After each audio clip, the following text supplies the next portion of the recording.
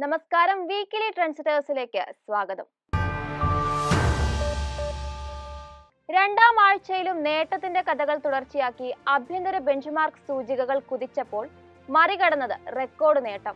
തുടർച്ചയായ 5 സെഷനിലും പുതിയ ഉയരങ്ങൾ കീഴടക്കി നിഫ്റ്റി ജൈത്രയാത്ര തുടർന്നു. പ്രോഫിറ്റ് ബുക്കിംഗ് മൂലം ബിയേഴ്സ് ആധിപത്യ ശ്രമം നടത്തിയെങ്കിലും റിയൽറ്റി, FMCG, ഹെൽത്ത് കെയർ സൂചികകളുടെ പിൻബലത്തിൽ വിപണി കരുത്തു പ്രകടമാക്കി. ഒടുവിൽ സെൻസെക്സ് 1%-അടുത്തും നിഫ്റ്റി 0.5% മുകളിലും പ്രതിവാര നേട്ടം നൽകി. അമേരിക്കൻ വിപണിയിലെ ടെക് സൂചികകളിലുണ്ടായ പ്രോഫിറ്റ് ബുക്കിംഗ് ഇന്ത്യൻ IT ഓഹരികളിലും പ്രതിഫലിച്ചു. ഇതോടെ 1.12% പ്രതിവാര നഷ്ടമാണ് IT സൂചിക കാഴ്ചവെച്ചത്. Nvidia നയിച്ച അമേരിക്കൻ വിപണിയായിരുന്നു പോയ വാരം നമ്മൾ കണ്ടത്. 4ാം പാദത്തിന്റെ എക്സ്പെക്ടേഷൻസിലെ അമിത സമ്മർദ്ദം മൂലം ഓഹരികൾ പ്രോഫിറ്റ് ബുക്കിംഗ് നേരിട്ടപ്പോൾ സൂചികകളിലും അത് ദൃശ്യമായി. Nvidia മികച്ച പാദഫലവുമായി എത്തിയപ്പോൾ സൂചികകൾ റെക്കോർഡ് നിലയിലേക്ക് ഉയരുകയും ചെയ്തു. ഡൗ ജോൺസ് ചരിത്രത്തിൽ ആദ്യമായി 39,000-ന് മുകളിൽ ക്ലോസ് ചെയ്തപ്പോൾ S&P 500 സൂചിക പുതിയ റെക്കോർഡ് ഉയരം സൃഷ്ടിച്ചു. പ്രതിവാര പ്രകടനം വിലയിരുത്തുമ്പോൾ ഡൗ ജോൺസ് 1.3%, നാസ്ഡാക്ക് 1.4%, S&P 500 1.66% നേട്ടം രേഖപ്പെടുത്തി. FOMC മീറ്റിംഗ്സ് മിനിറ്റ്സിന്റെ പ്രസിദ്ധീകരണത്തിന് പിന്നാലെ നിരവധി നിർണായക ഡാറ്റകളാണ് US വിപണിയെ കാത്തിരിക്കുന്നത്. അതിലേറ്റവും പ്രധാനം ഫെബ്രുവരി 26-ന് വരുന്ന കഴിഞ്ഞ മാസത്തിലെ ന്യൂ ഹോം സെയിൽസ് ഡാറ്റയാണ്. ഇത് ഡിമാൻഡിന്റെ ഒരു ലാഗിംഗ് സൂചകമായാണ് കാണുന്നത്. പക്ഷേ സമ്പദ് വ്യവസ്ഥയിലെ ചലനങ്ങളെക്കുറിച്ചുള്ള സൂചനകൾക്കായി നിക്ഷേപകർ സൂക്ഷ്മമായി നിരീക്ഷിക്കുന്നു. ഫെഡ് ഉടനെ പലിശ നിരക്ക് കുറയ്ക്കില്ല എന്ന് വ്യക്തമായതോടെ റിയൽ എസ്റ്റേറ്റ് മേഖലയുടെ ഗതിയെ ഇത് സ്വാധീനിക്കാം. 27-ന് പുറത്തുവരുന്ന കോർ ഡ്യൂറബിൾ ഗുഡ്സ് ഓർഡേഴ്സ് ഡാറ്റയും വിപണിയിൽ സ്വാധീനം ചെലുത്തും. വോളറ്റൈൽ ആയുള്ള നോൺ ഡ്യൂറബിൾ ഗുഡ്സ് ഒഴിവാക്കിയുള്ള ഡാറ്റ ആയതുകൊണ്ട് തന്നെ കോർ മേഖലയിലെ വ്യവസായങ്ങളുടെ ശരിയായ ചിത്രം നിക്ഷേപകരിലേക്ക് എത്തും. കോൺഫറൻസ് ബോർഡ് കൺസ്യൂമർ കോൺഫിഡൻസ് ഡാറ്റയും അന്ന് തന്നെ വരും.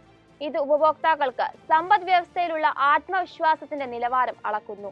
ഉപഭോക്താക്കൾ ശുഭാപ്തി വിശ്വാസമുള്ളവരായിരിക്കുമ്പോൾ അവർ കൂടുതൽ ചെലവഴിക്കാനുള്ള സാധ്യത വർദ്ധിക്കുന്നു. തുടർന്ന് ഉപഭോഗവും മൊത്തത്തിലുള്ള സാമ്പത്തിക വളർച്ചയും വർദ്ധിപ്പിക്കുന്നതിലേക്ക് നയിക്കും. എന്നാൽ അപ്രതീക്ഷിതമായ പണപ്പെരുപ്പ വളർച്ച മൂലം ഉപഭോഗം വർദ്ധിക്കുന്നത് പണപ്പെരുപ്പം വളരുന്നതിലേക്ക് നയിക്കാനുള്ള സാഹചര്യവുമുണ്ട്. അതിനാൽ ഈ ഡാറ്റയും നിക്ഷേപക ശ്രദ്ധ ആകർഷിക്കും. ഫെബ്രുവരി 28-ന് പുറത്തുവരുന്ന പാദാടിസ്ഥാനത്തിലുള്ള GDP ഡാറ്റയാണ് വരാനിരിക്കുന്ന പ്രധാന ഡാറ്റ.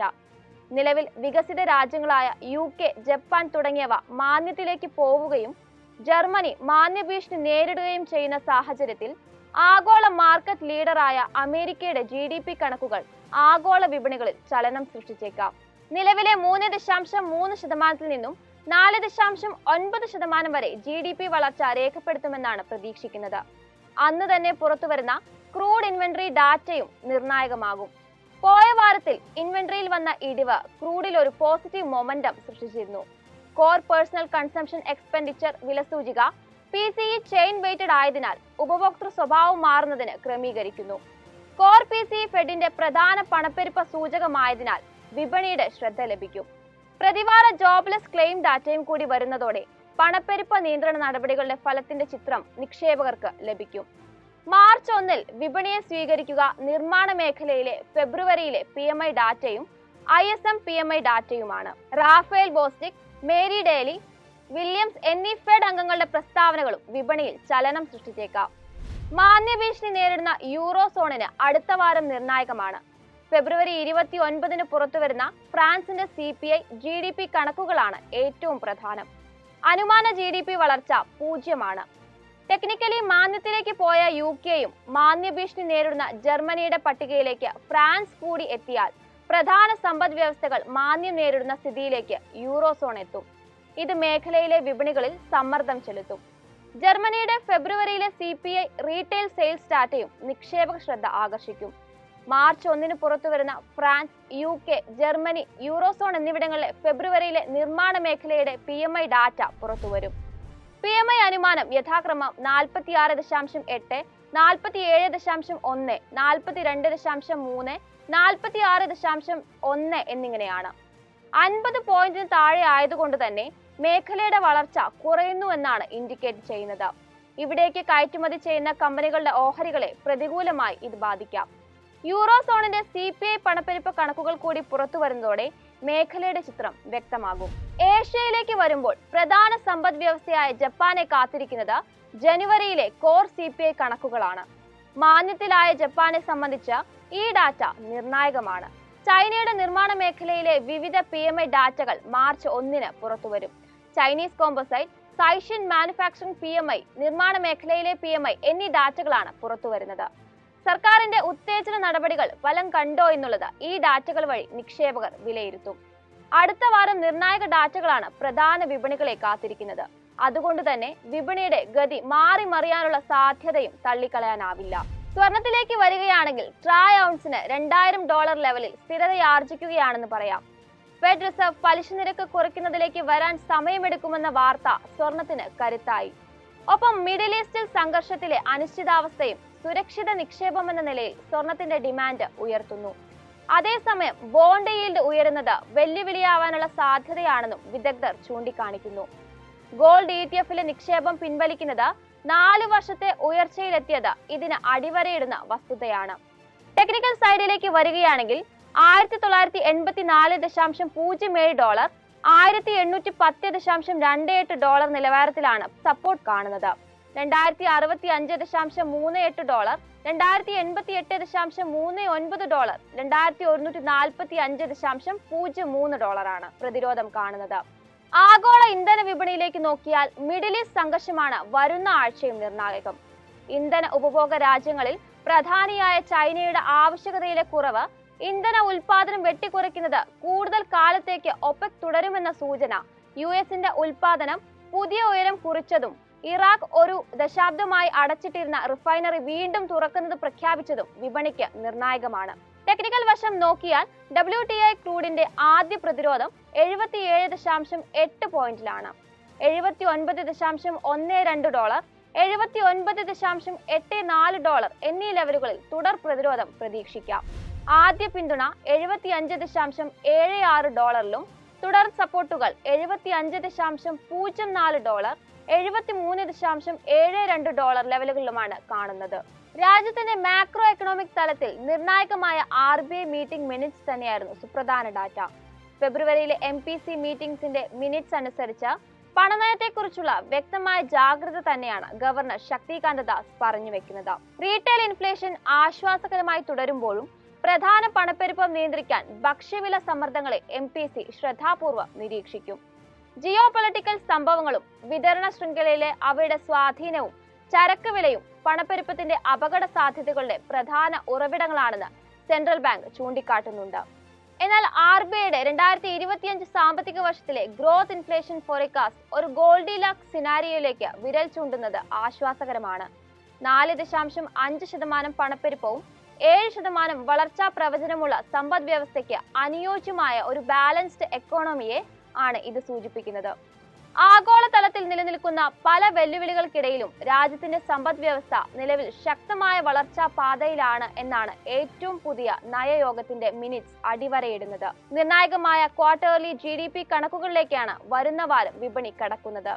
രാജ്യത്തിന്റെ സമ്പദ് വ്യവസ്ഥ സെപ്റ്റംബർ പാദത്തിൽ മുൻ വർഷത്തെ 6.2% നിന്ന് പ്രവചനങ്ങളെ മറികടന്നുകൊണ്ടുള്ള 7.6% കുതിപ്പിനാണ് സാക്ഷ്യം വഹിച്ചത്. അതേസമയം മൂന്നാം പാദത്തിൽ GDP വളർച്ച 7% താഴെ കണക്കാക്കപ്പെടുന്നത് ആശങ്കയ്ക്ക് ഇട നൽകുന്നുണ്ട്. ബാങ്ക് ഓഫ് ബറോഡ റിപ്പോർട്ടുകൾ പ്രകാരം 2023 ഒക്ടോബർ മുതൽ ഡിസംബർ വരെയുള്ള പാദത്തിൽ കാർഷിക വ്യാവസായിക മേഖലകളിലെ മന്ദഗതിയിലുള്ള പ്രകടനം 6.4% GDP വളർച്ചയാണ് പ്രവചിക്കുന്നത്. സേവന മേഖല വളർച്ച കൈവരിക്കുമെന്ന് പ്രതീക്ഷിക്കുമ്പോഴും ഭൂരിഭാഗം വിശകലന വിദഗ്ധരും സമാന വളർച്ചാ പ്രവചനമാണ് മുന്നോട്ട് വയ്ക്കുന്നത്. അതുകൊണ്ട് തന്നെ 29-ാം തീയതി പുറത്തുവരുന്ന കണക്കുകൾ വിപണിയിൽ ചലനം സൃഷ്ടിച്ചേക്കാം. അന്നേ ദിവസം തന്നെ ഫെഡറൽ ധനക്കമ്മി റിപ്പോർട്ടുകളും അറിയാം. നടപ്പ് സാമ്പത്തിക വർഷത്തിലെ ആദ്യ 9 മാസ കാലയളവിലെ ഇന്ത്യയുടെ ധനക്കമ്മി 9.82 ലക്ഷം കോടി രൂപയായി കുറഞ്ഞു. 2024 സാമ്പത്തിക വർഷത്തിൽ മൊത്തം ലക്ഷ്യമിട്ട ധനക്കമ്മിയുടെ 55%മാണിത്. മുൻവർഷം ഇതേ കാലയളവിൽ ധനക്കമ്മി 9.9 ലക്ഷം കോടി രൂപയായിരുന്നു. ധനക്കമ്മി മൊത്തം ആഭ്യന്തര ഉൽപാദനത്തിന്റെ 5.9% കുറയ്ക്കാനാണ് കേന്ദ്ര സർക്കാർ ലക്ഷ്യമിടുന്നത്. മൊത്തം വരുമാനം മെച്ചപ്പെട്ടതും ചെലവുകൾ കുറച്ചതുമാണ് ധനക്കമ്മി നിയന്ത്രിക്കാൻ സഹായിച്ചത്. ഫെബ്രുവരി 29, മാർച്ച് 1 തീയതികളിൽ വരാനിരിക്കുന്ന ഇന്ത്യയുടെ ഇൻഫ്രാസ്ട്രക്ചർ ഉൽപാദന കണക്കുകൾ നിക്കെ S&P ഗ്ലോബൽ മാനുഫാക്ചറിംഗ് PMI മേഖലകളുടെ പ്രവർത്തനം വ്യക്തമാക്കും.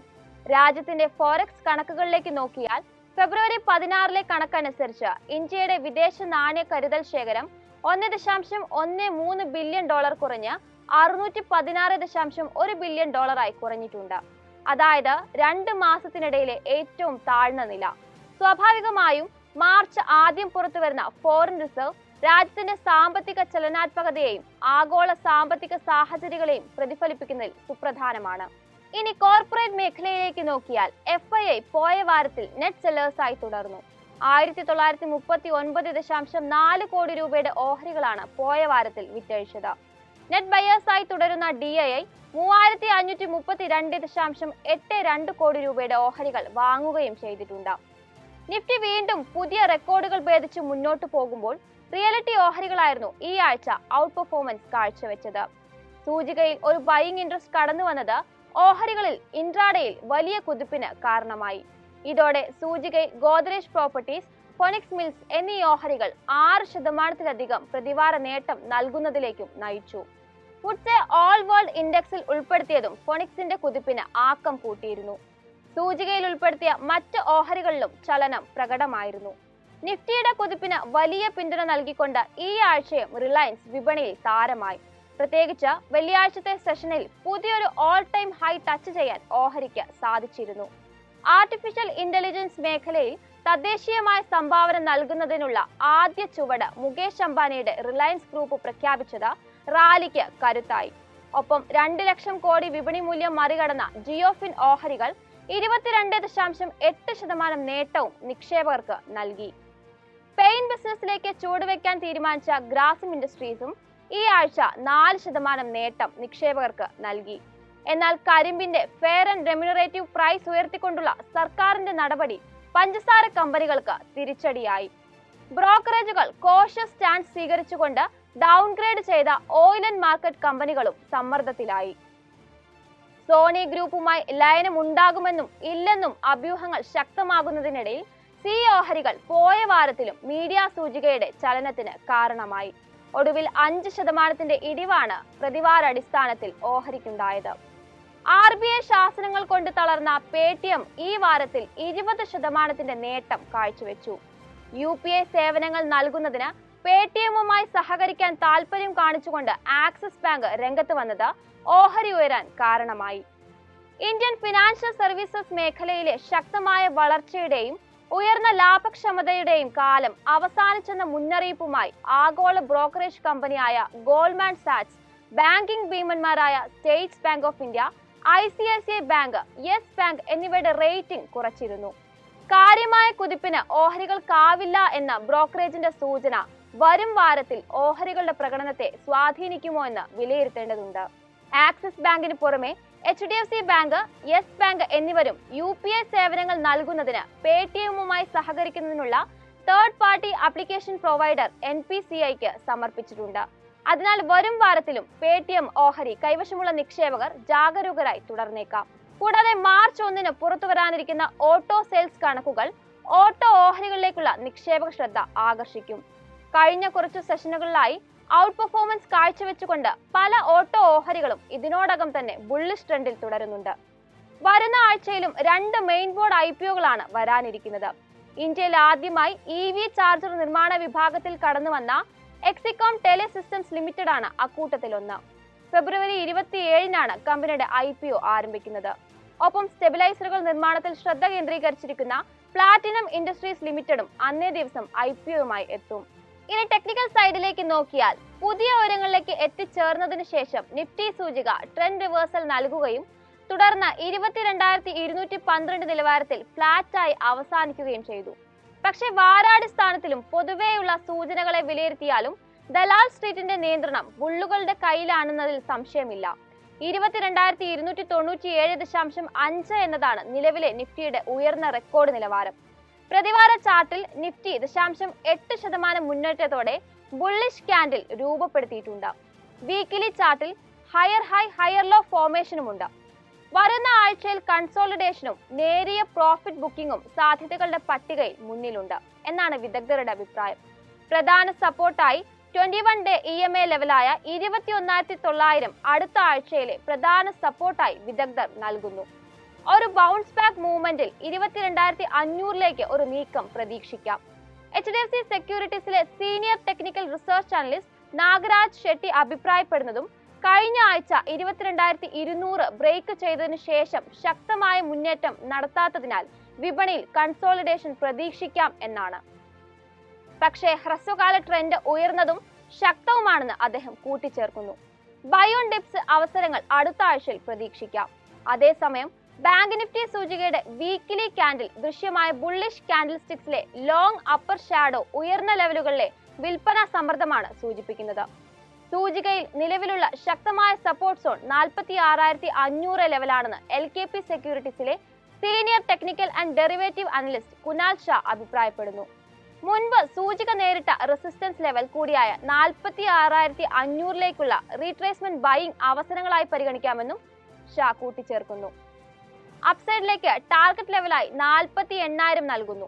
ഇമ്മീഡിയറ്റ് റെസിസ്റ്റൻസ് ആയി 47,100 ലെവലാണ്. ഇത് ബ്രേക്ക് ചെയ്ത് ശക്തമായ അപ്പ് മൂവ്മെന്റ് നൽകുമ്പോഴാണ് അത്തരമൊരു അപ്സൈഡ് മൂവ്മെന്റ് പ്രതീക്ഷിക്കേണ്ടത്.